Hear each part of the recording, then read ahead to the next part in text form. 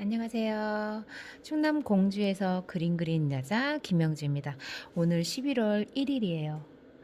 밤 10시 40분. 그림을 그리다가 책을 다시 들었습니다. 어, 내가 내 마음대로 안 돼. 에세이집이고요.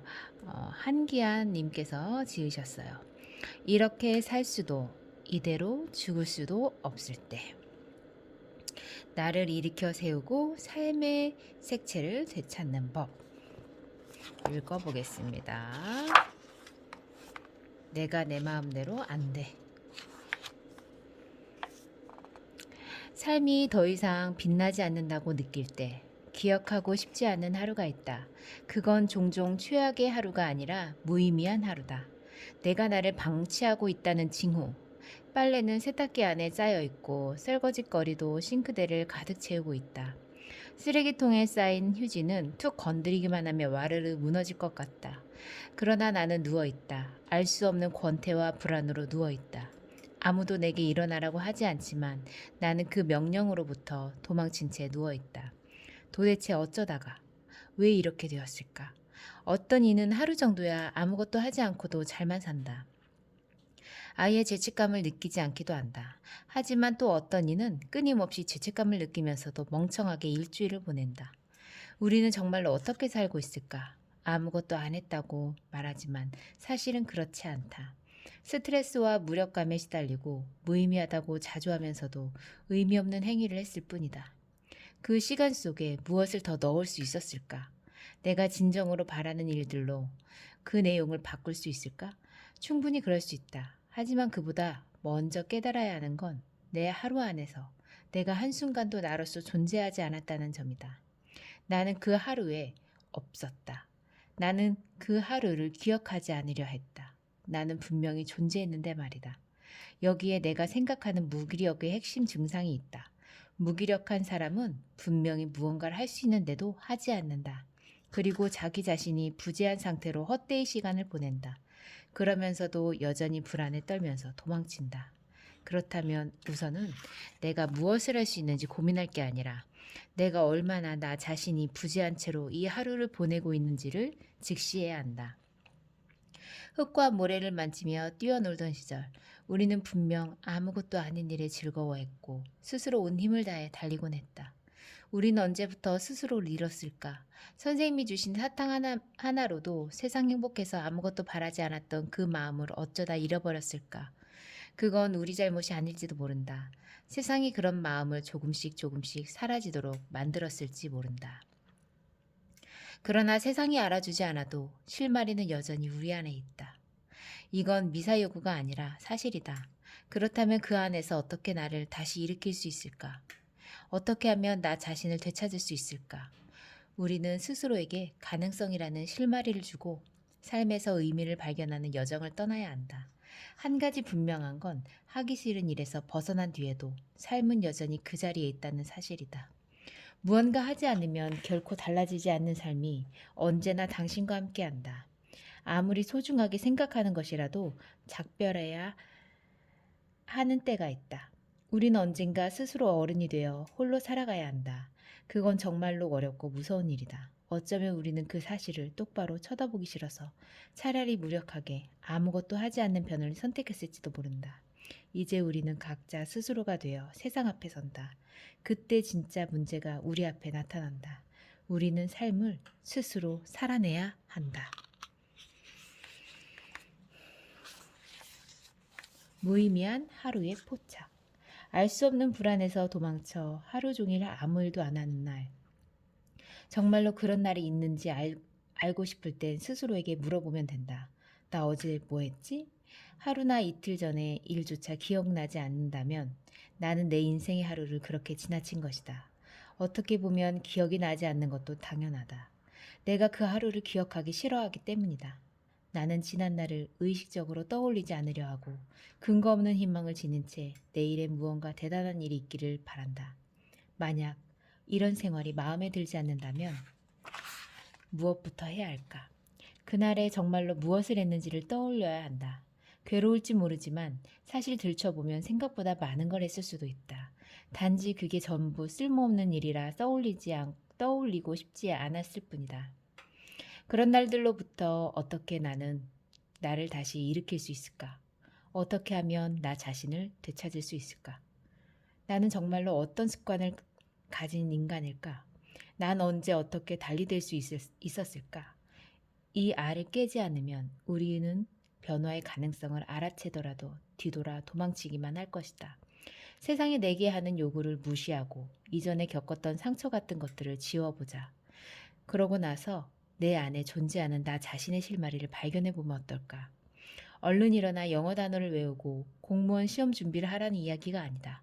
자신의 실마리와 하루의 빈 공간을 발견하고 그 공간을 채워야 한다. 우리가 하루를 공허하게 보내는 이유는 채우기 싫은 것들로만 주목했기 때문일지도 모른다. 그렇다면 그 하루를 무엇으로 어떻게 채울 수 있을까? 그건 스스로를 실험함으로써 알 수 있다. 처음으로 술을 마신 날에야 우리는 자기 주량을 안다. 20회를 살아도 실제로 술을 마셔보지 않으면 주량을 알 수 없다. 철학자 베르그소는 이렇게 말했다. 수영을 배우지 못한 사람은 물에 뜰 수 없고 물에 뜨지 못하는 사람은 수영을 할 수 없다. 이 역사를 파괴하는 방법은 그 순환을 넘어 직접 세상에 몸을 담그는 것이다. 얕은 곳에서부터 천천히 물의 온도에 우리의 피부가 놀라지 않도록 마음을 쓰면서 다시 말하지만 하루를 공무원 시험 준비나 토익과 토플, 각종 취업 준비 같은 것들로 무조건 채워야 한다고 생각하지는 말자. 그냥 살펴보는 거다. 그냥 천천히, 구체적으로 내가 어떻게 하루를 살고 있는지 살펴보자. 그러면 죄책감보다도 어떤 미안한 마음 비슷한 게 나를 부른다. 자책하지 말고 천천히 바라보자. 스스로를 질책하거나 누군가에게 잘못을 고백할 필요는 없다. 우선은 멍청한 하루를 포착해야 한다. 천천히 눈을 떴을 때부터 내가 무엇을 했는지를 시간 단위로 혹은 분 단위로 적어보는 것도 나쁘지 않다. 나는 일어나서 휴대폰으로 유튜브만 봤을 수도 있다. 자리에서 일어나 컴퓨터 앞에 앉고 식사를 아침에서 점심으로 미룬다. 배가 고프다는 몸의 명령에 이끌려 겨우 무언가를 먹고 해야 할 일이 쌓여 있는 걸 알면서도 다시 컴퓨터 앞이나 침대 위로 도망간다. 그걸 몇 사이클 거치면 하루가 간다. 그 사이클 안에서 내가 정말 무슨 행동을 했고 어떤 영상을 봤는지 한번 생각해보자. 막상 떠오르지 않아서 놀랄지도 모른다. 나는 분명히 무언가를 봤고 무언가를 했다.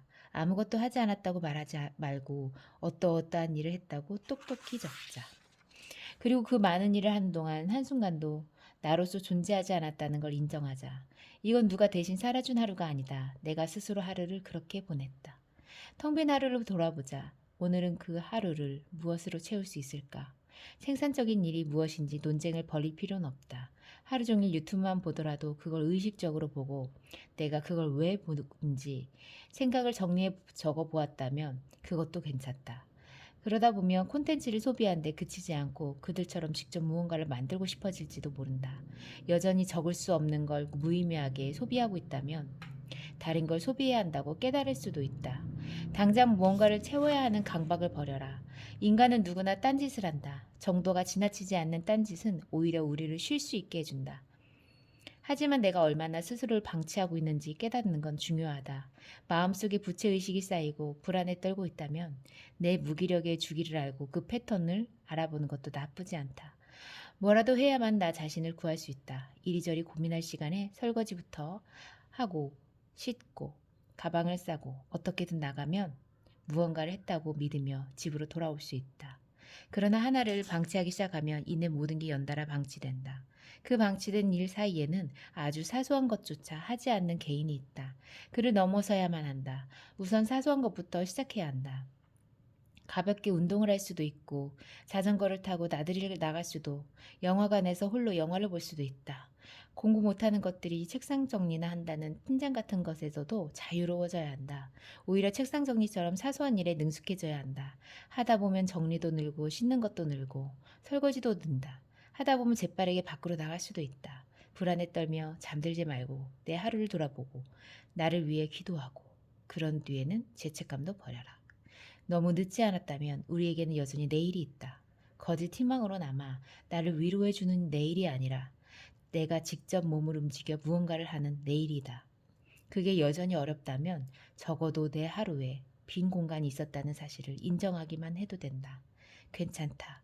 잘못된 건 없다. 그런 공백이 내 하루에 존재했고 내가 그 하루 동안 도대체 뭘 했는지 이제 우리는 알기 때문이다. 헐거워진 마음을 마주하는 일. 종종 나는 불만스럽다. 사람들이 늘 자기 능력보다 덜 하고 있다고 생각한다. 그래서 그들을 힐난하곤 한다. 하지만 이 불만은 사실 나에 대한 불만이기도 하다. 내 헐거운 하루의 책임을 다른 이에게 떠넘기는 것이다. 예전에는 헐겁게 살아도 괜찮았다. 술을 마시며 멍청한 소리나 짓거리면 모든 게 해결되었다. 하지만 그런 나날도 점차 사라진다.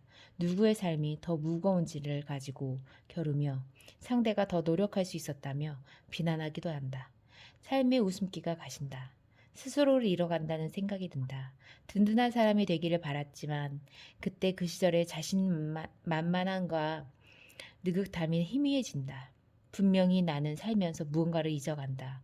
아무리 마음을 다잡아도 원래의 나로 남는 건 불가능하다. 그렇다면 다른 방식으로의 변화가 필요하다. 어디를 축으로 삼아 돌아서야 할까? 그걸 모르면 자기 자신을 잃고 또 주변의 많은 것도 함께 잃어버릴 것이다.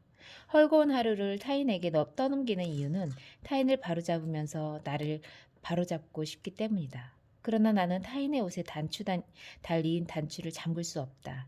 내가 잠가야 할 단추는 다름 아닌 내 가슴에 있다.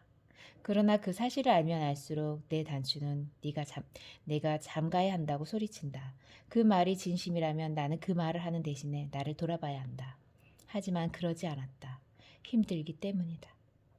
헐거운 하루를 잠그는 일은 너무나 어렵다. 그리고 이미 모든 사람이 그 일에 매달리고 있다. 우리는 힘겹게 애쓰고 있지만 아직 결과는 나타나지 않았다. 그래서 타인의 힐난이 듣기 싫은 것이다. 도리어 우리는 열심히 잘하고 있다고 소리치고 싶다. 동시에 당신의 일도 진척이 없지 않냐고 소리치고 싶은 심정이다. 그러나 내 노력과 성과를 열심히 설파하고 나서도 삶은 오히려 그 말 때문에 더욱 누추해진다. 나는 왜 나 자신을 변호하며 타인을 깎아내렸을까? 내 하루는 한층 더 헐거워진다. 당연하게도 우리는 무엇이든 할 수 있다. 그러나 나는 스스로를 넘어설 수 있는가? 단순한 귀찮음과 아니함으로 너무 쉽게 자기를 내팽겨치진 않는가? 종종 내가 쓰는 글도 그렇다. 내 글은 너무나 헐겁다. 그 헐거움을 조금의 잔재주와 표현으로 덮고 있을 뿐이다.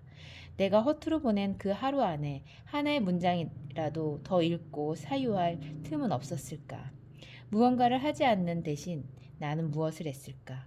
사람들과 만나서 벌였던 일들을 후회하지는 않는다.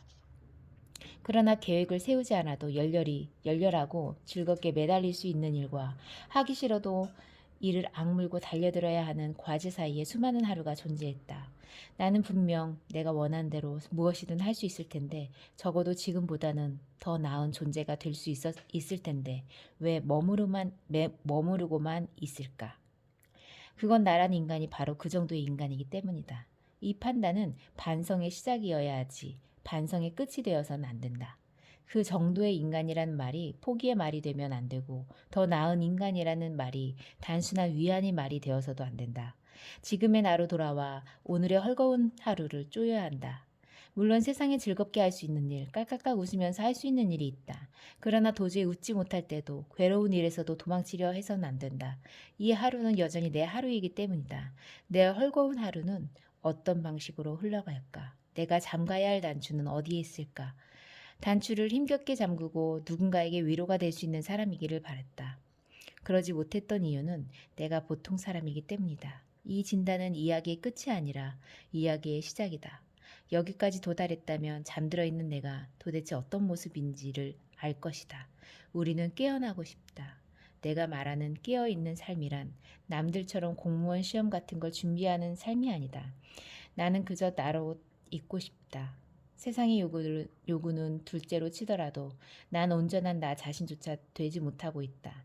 내가 어떤 방식으로 잠들어 있는지 깨닫고 또 그런 나를 깨우고 싶다는 생각을 하게 된 것만으로도 우선 숨을 돌려도 좋다. 스스로 할 수 있는 것부터 하고 싶은 것부터 시작하면 된다. 깊은 허무에 빠져 있을 때 계속해서 불안을 느낀다면 그건 나를 부르는 내가 있다는 뜻이다. 도대체 나는 누구일까? 내가 나를 부른다는 것, 권태와 무기력, 그리고 계속해서 도망치고 싶은 불안은 그런 일을 하나씩 할 수 있는데도 하지 않으려 하는 우리의 본성이다. 그러나 우리는 여전히 불안해할 줄 안다. 내가 나를 부르는 것이다. 가능성은 여태까지 이룬 성과에서 오는 게 아니라 지금 여기에 있는 나 자신의 존재에서부터 시작한다. 지난날의 성과는 앞으로의 미래를 말해주지 않는다.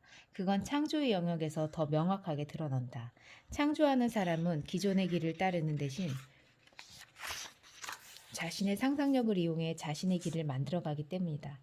색칠은 쉬워도 그 색칠을 위해 하얀 도화지에 검은 선으로 그림을 그리는 건 당혹스럽기 마련이다. 철학자 하이데거는 불안이 모험가에게서 더 많이 나타날 것이라고 말했다. 바로 위와 같은 이유에서다. 창조자는 사회나 타인이 만들어 놓은 길이 아닌 전혀 새로운 길로 나아가야 하기에 그 과정에서 순전히 자기 자신의 가능성에만 의존해야 하기 때문에 불안해한다. 그 불안이 부르는 것은 진정으로 원하는 나 자신이다. 이것이 내가 나를 부른다는 말의 의미이다.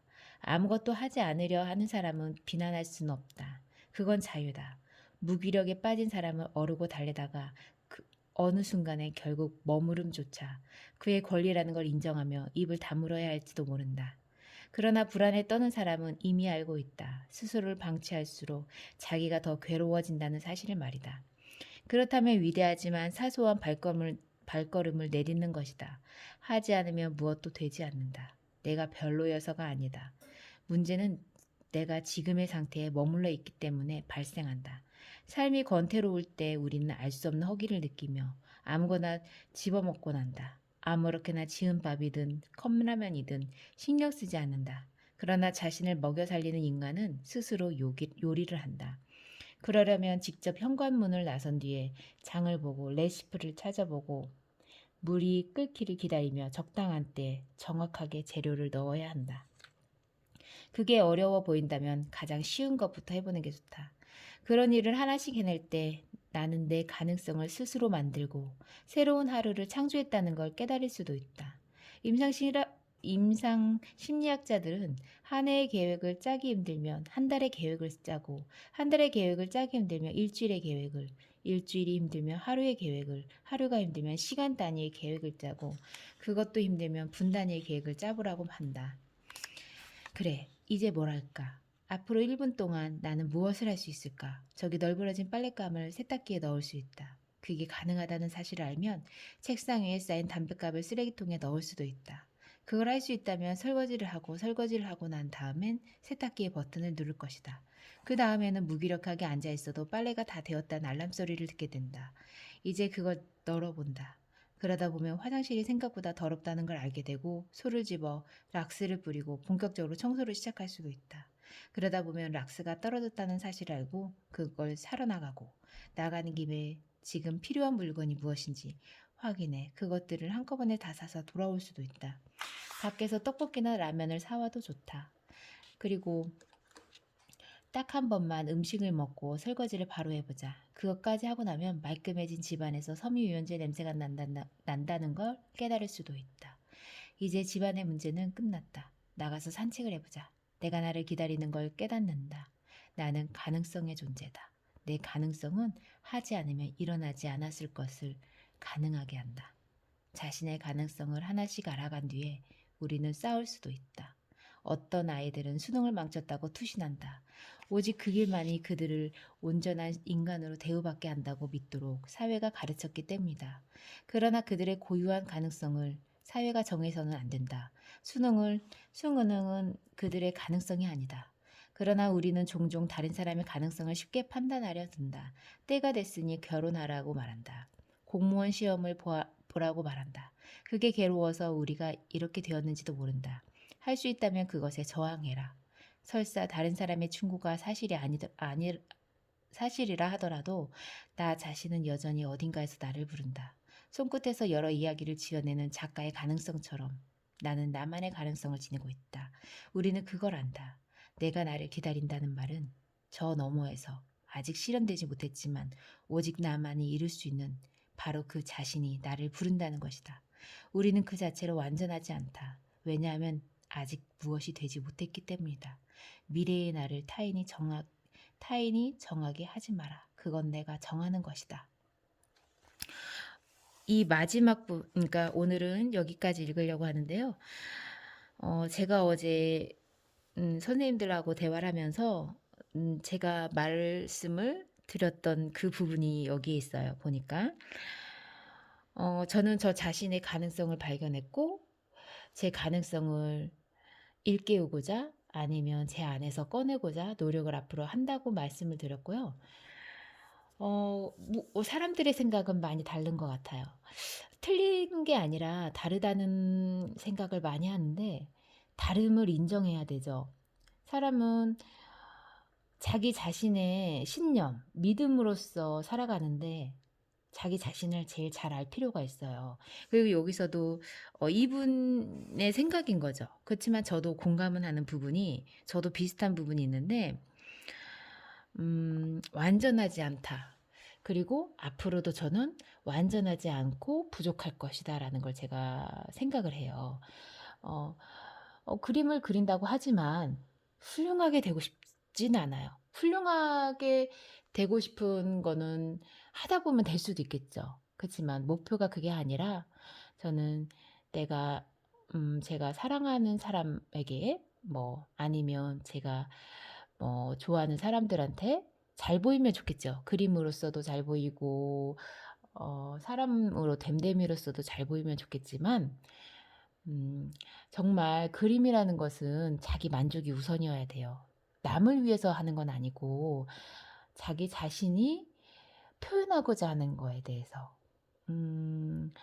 어떤 생각을 가지고 어떻게 표현하는 방식도 중요하고 소재도 중요하고 남들이 하지 않는 독창성도 중요하고 창의적인 것도 중요하고 모든 게 중요하죠. 중요한데 자기 자신이 어떻게 했을 때 행복한지, 어떻게 함으로써 내가 뭔가를 표현했을 때 내가 깨어나는 기분이 드는지 저는 그게 조금 더 아직은 중시가 되고 있어요. 중요하게 생각하고 있어요.